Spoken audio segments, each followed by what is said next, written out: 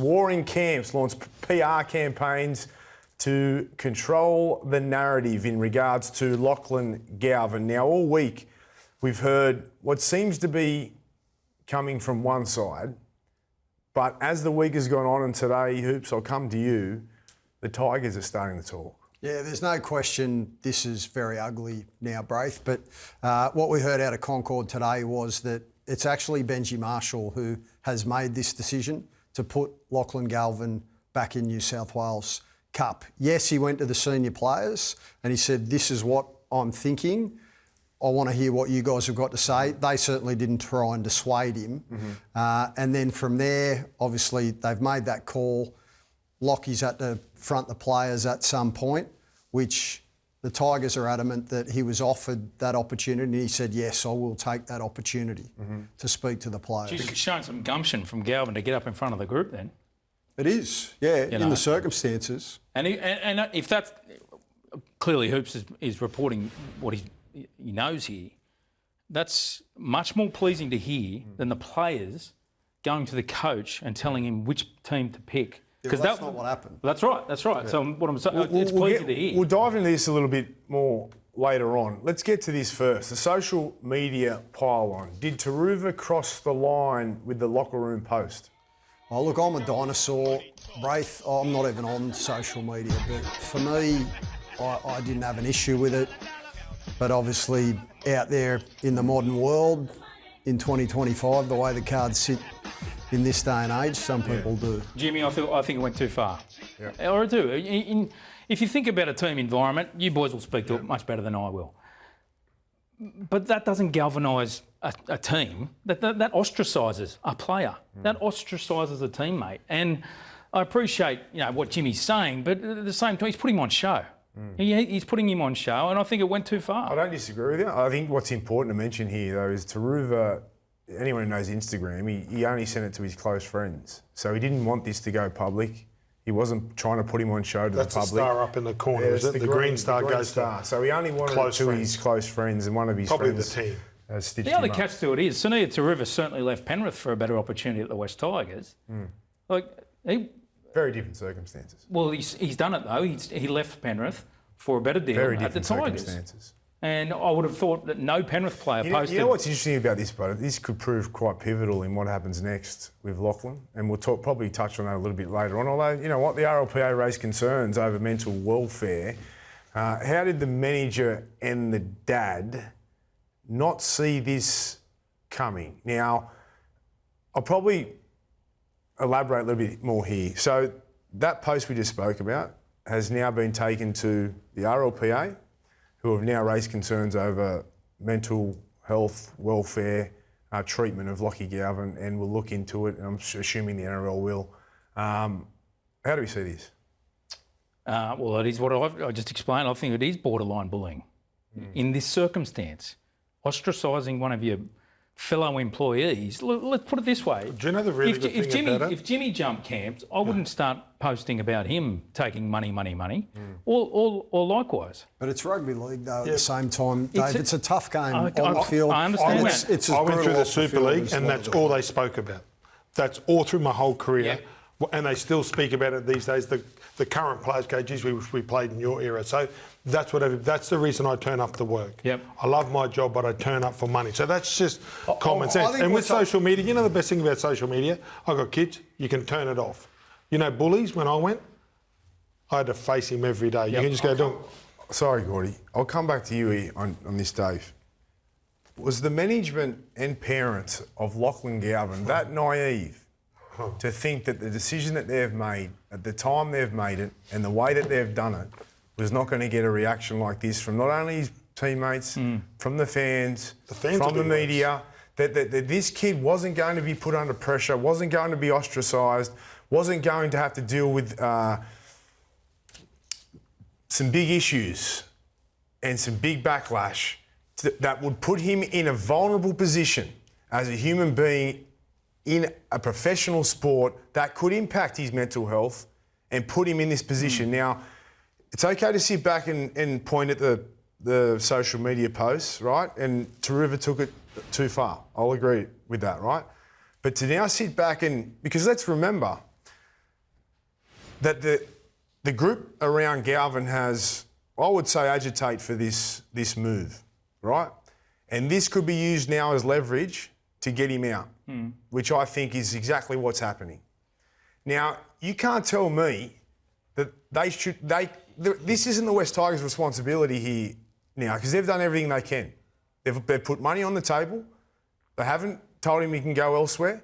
Yep. So the responsibility here for me lays on his management and his parents. Yeah. Firstly, in answer to your question, I would think that the family absolutely knew there was a chance of this of happening. And they're okay with it. Well, I don't know that, but I would think you'd be, can they, to your can point, they blame anyone I think they for would it? be pretty naive not to think that this would be coming. Secondly, to say that the Tigers have no responsibility over how their players behave to a decision that the club has made, I disagree with. They do have a responsibility as the management of that club to keep their players in line and to not overstep the mark. Dave, respectfully, they can't control. He said it to his friends. Well, that's pretty poor leadership. That's the then. modern They need world. to. But in the modern world, kids all communicate, and young blokes and young girls, they all communicate on the Instagram and on the social media apps, right? How are the Tigers supposed to control that? Where I think the Galvin camp have been naive, foolish, and have also really left themselves open to scrutiny is they've pulled the pin out of a hand grenade with the way that they've handled this. To go in and front Benji Marshall, or firstly front Shane Richardson and tell Shane Richardson that they don't believe that Benji Marshall has walked the exact road that Lachie Galvin is now traversing. He's been the teenage superstar. He's been the hotshot out of high school. He then went on to win premierships for that club wearing the number 6 jumper. Personally, and I've spoken to other retired champions who say the same thing, they couldn't think of a better person to be trying to help Lachie navigate his way through the stage of his career that he's at. Yeah, so it's naive to think that they haven't put a target on him by going in and saying that. And they knew full well that this was going to all blow up and become public. They've pulled the pin out of the hand grenade. We all know the West Tigers called the meeting. Yes. Yeah. They called the meeting. Yeah, why? To try and offer an extension to Lachlan Galvin. Why? Exactly why? He's not off contract until the end of 2026. Yeah, but hang on, Dave. What's the rush? Well, we all know how it works. Why they call the meeting? Keeping in mind, he had asked for a release 12 months earlier. Yeah. Right? Yep. And said to you, we'll convince you. Let's not pretend that there wasn't issues with Lachlan Galvin and Benji Marshall going back 12 months, hence the request for the release at that time. Yep. They said, we'll work with Galvin and his family on showing you that this is a club for you. Why couldn't they just keep going this year with that? Do you think they put the offer? Why couldn't they keep going this year with that? Do you think they put the offer? They're on climbing towards the finals. They put the offer to Lachlan Galvin and his management because they had heard that he wasn't happy and he was talking to other clubs? Well, potentially, Braith, because he asked for a release 12 months ago. But do you think that or not? What I just said. Potentially, yes or no? Yes absolutely, or no? yeah. That's absolutely a chance because... It's a big chance, right? Because they had work to do to convince him to keep him at the club 12 months ago. So, but everyone's putting this back on the Tigers for putting the deal forward. But they've put the deal forward to say, here's $6 million, mate. If you want to be a Tiger, you sign it. If not, you go. Because we're here and you want to go. What about showing the kid that, to your point, they're going pretty well? Haven't shown him enough. Hang on a sec. They're playing pretty well at the moment. Get to the finals. Win him through the finals. Dave, respectfully, right? the young bloke... He's not off contract. I told you the response they should... He's not off contract. I told you the response the kid, the parents and the manager should have said the last 2 nights. They should have said, this is a great offer and we appreciate it, but we're focused on rugby league. And get to the end of the season and the club can do the same thing. They felt the agitation, the Tigers, so they had to make a move. And the agitation is still happening. You know, and now the agitation's turning into the RLPA. And now the agitation's turning into the social media posts and using that now. The agitation... that's how I see it. The agitation... Could be wrong. I don't know. And the manipulation and the power play and the attempt to get control over clubs is a disgrace. And it's Isaac Moses. He's got a long form line of doing it. You can go to Joseph Suaalii when he was at South Sydney and he won options, get-out clauses in his contract every year to remain at the Bunnies, all the way back in 2020. Wayne Bennett just laughed, said, mate, I'm not giving you that. So then he took him to their arch rivals, the Roosters. Nick Politis went out of his way to help Isaac Moses, who was deregistered at the time at one stage, get back into the game. Then he betrayed him and goes and takes him to rugby union. You can go back to the 29 grand final with the Canberra Raiders. They're flying. One of the best stories of the season. No one tipped them to make the grand final or do anything. And John Bateman, all of a sudden, as we're leading into grand final week, oh, hang on, I've got a new manager and I've actually got a little bit of a beef with my contract. Wow. It's all destabilising. It's all about ego. It really is hard to stomach. It is. Any response to that, Dave? Again, boys, I don't see the issue. Why couldn't the Tigers just show the kid the final series this year? Show the kid. Do you see the common denominator, though, Dave? There's no, mate. Hoops is 100% right. Yeah. There's a history there. There's no doubt, right? Yeah. But players fall out with coaches. It happens. Yeah. Only a few weeks ago, Francis Molo. So he's fallen out with teenagers, Benji. Dave. 9-year-old. Has Lachlan Galvin fallen out with Benji? We know there's a spat with the coach. We know that. What is it? Well, we don't know that. Well, it's been widely reported. What is it then? That he doesn't believe in Benji's way at the club. Well, I don't know. Yeah. But, you know, in saying that, I went up to the lab today and got stats, and then the excuse was he didn't think that it was good for his game and he was going to improve at the Tigers.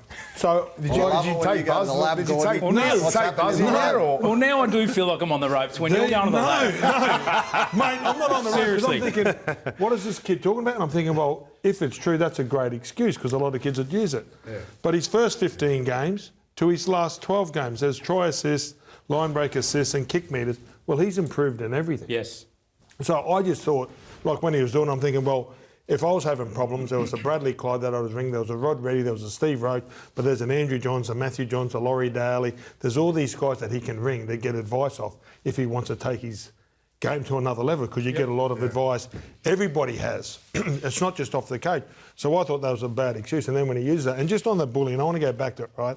The worst thing said this week was that you're a shit coach.